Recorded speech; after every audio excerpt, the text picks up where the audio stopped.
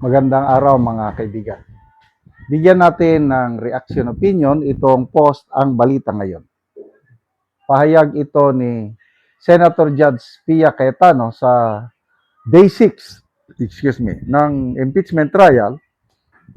Umalma siya sa pahayag ni NBI Director Milvin Matibag tungkol sa plano nila na imbestigahan yung alleged anomalies noong 2019 Southeast Asian Games.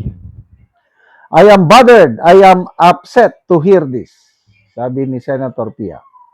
Nagpahayag ng pagkabahala si Senator Pia Cayetano na umano'y pressure at intimidation laban sa kanyang kapatid na si Senator Alan Peter Cayetano kasunod ng pag-anunsyo ng National Bureau of Investigation na iimbestigahan ang umano'y mga anomalya sa mga proyektong may kaugnayan sa 2019 Southeast Asian Games.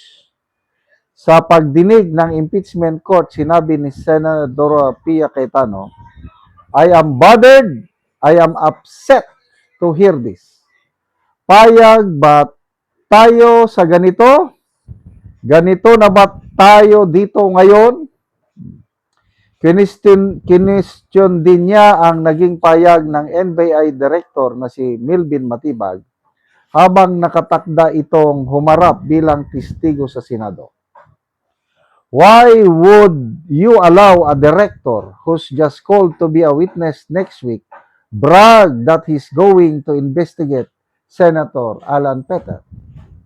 Nauna nang inanunsyo ni Matibag na iniimbestigahan ng NBI ang umano'y irregularidad sa paggamit ng pondo para sa sports complex sa New Clark City na ginamit noong 2019 Southeast Asian Games, kabilang ang aligasyon na aniyay bilyon-bilyong pisong hindi pa na-liquidate, mahigit 10 bilyong bayad aniya sa isang pribadong kumpanya ng walang bidding at ang muling pagsisiyasat sa kontrobersya ng Southeast Asian Games cauldron.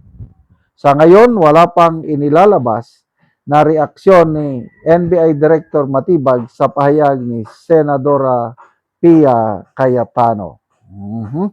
Grabe naman ito. Lalo la itong napapatunayan yung akusasyon ng Iglesia ni Cristo sa administrasyong ito na selective justice. Bilyones ang nawawala sa flood control scam. Tapos, ang administrasyong ito, wala lang. Nagmaang-maangan lang. Pagkatapos na ipagmayabang ang Pangulo sa zona niya na mahiya naman kayo. Anong nangyari? ICI lang. Wala namang resultang ICI. Drama. Sarsuela lang. Ombudsman. Sino lang ang kinasuhan na pakulong? 2 senador. Hindi pa flood control ang dahilan, yung kay Senator Marcoleta, election contribution yun. Yan lang.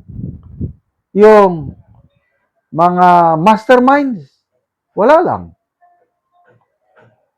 So, grabe na talaga. Makarelate ako kay Senator Pia Cayetano kasi kung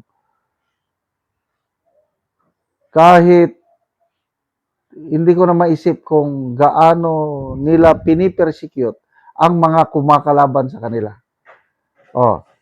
Gusto na naman nilang kasuhan at ikulong si Senator Alan Peter Cayetano. Sige, para wala nang makapag-question sa impeachment trial. Para hindi na ulit makaboto si Senator Alan Peter sa impeachment ni BP Sara? Di sige. Kasi ang batayan sa conviction hindi naman yung number of acquittal votes. Ang batayan is number of conviction votes. 16. Kaya ba nilang mag-produce ng 16? Sa ngayon, wala. Kaya kahit ubusin nila, ikulong nila lahat ang mga minority senators. 13 na lang ang maiwan dyan. O anong mangyari? Magkakaroon ba ng conviction? Wala. Kaya ito, desperate attempt na nila ito. Anyway, may hangganan ang lahat. Nakakadismaya na ang nangyayari sa administrasyong ito. Maalala ko tuloy si Congressman Edgar Erese. Sabi nila, ano bang NBI is a professional organization na ang trabaho is intelligence and investigative work. Ano ang kinalaman ni Matibag dyan? Hindi naman siya professional investigador, professional intelligence, kundi tinawag siya ni Congressman Edgar Eresi na political operator. O ito na ngayon, yung ginagawa kay BP Sara, yung investigasyon sa grave threat, yung mga palpak na testigo galing sa NBI, plus ito, imbestiga na naman ulit si Senator Alan Peter Cayetano. Yan na yung mga prueba for being a political operator. Kung political operator ka na NBI director, sabi ni Congressman Edgar Eresi, it's not good for the country. It is only good for the administration na nag-appoint sa kanya. So, sige, tingnan natin. Ngayon, ang talakayan sa impeachment court is nagdedebate sila kung i-open ba nila ang BIR box containing tax records of BP Sara o hindi. Salamat mga kaibigan sa inyong pagsubaybay sa channel nito. Nakakatulong kayo ng malaki sa tribong Talandig ng Bukidnon dahil ang sweldo natin sa channel nito is pantulong sa tribo.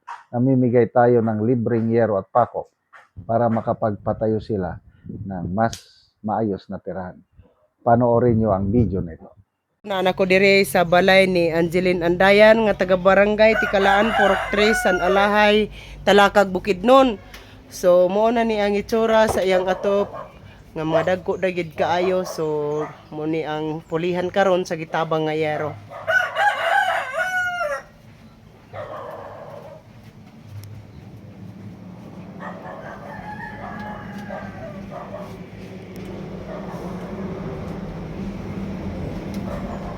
Og mao na ni ang gihatag nga yero nga 7 ka buok nga di 8 kataas.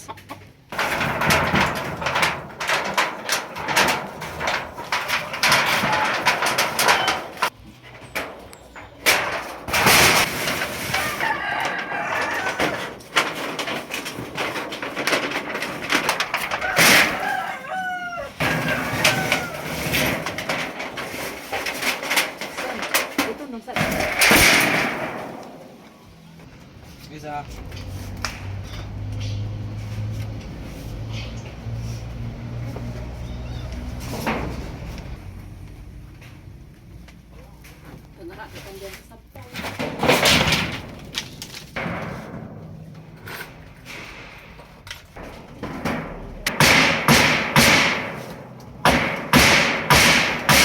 Ug karon human na gyud sa ang ginatabang nga yero. Makita gid nato nga nakatugod sila. Salamat sa nagtabang sa amo, niiling sin, gihatag kay napulihan ra gid ang among atop sulod sa 19 ka tuig, nabaguhan na gid ang among atop. Ug daghang kayo salamat sa grasya nga ug blessings nga nakahatag kanamo karong adlaw. Daghang salamat gyud sa Ginoo. Nga unsa ra dayto imong trabaho dayto? Gaumara gid mi. Gumara mo, gapugas ra mo og mais-mais. O gapugas ra gid mi mais. Sumura gyud. Napa ka estudyante karon te? Naa elementary. Ay. So pila ka buok imong estudyante? Isa ra noon na karon ang eskwela. So wala na ka ika-afford nga ipalit pa og sente. Wala sa pagkakaron, wala pag yun.